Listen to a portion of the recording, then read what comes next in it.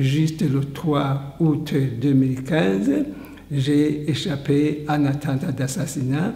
Après, quand j'étais sur le lit de l'hôpital, j'ai appris que mon fils a été assassiné.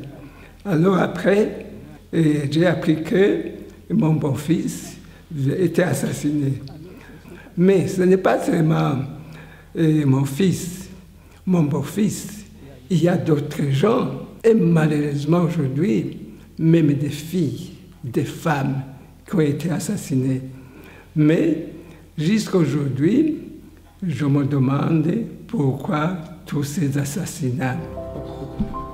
Nous avons identifié un certain nombre de violations graves des droits de l'homme. Parmi ces violations, certaines sont constitutives de crimes contre l'humanité, crimes qui sont justiciables de la Cour pénale internationale. Nous avons identifié comme auteurs de ces violations les membres des services de sécurité, services de renseignement, service national de renseignement, membres de la police, de l'armée, assistés par l'organisation des jeunes du parti au pouvoir, le CNDD-FDD, les Imbonerakure.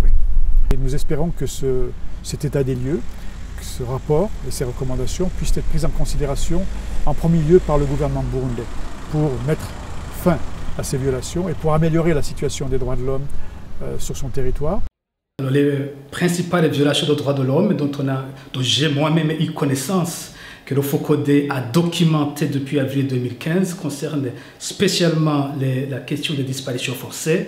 Il existe aussi des cas d'assassinat, beaucoup de cas d'assassinat, d'exécutions extrajudiciaires, des cas de torture.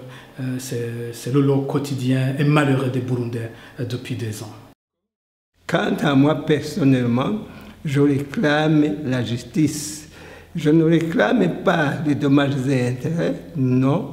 Je réclame uniquement la justice.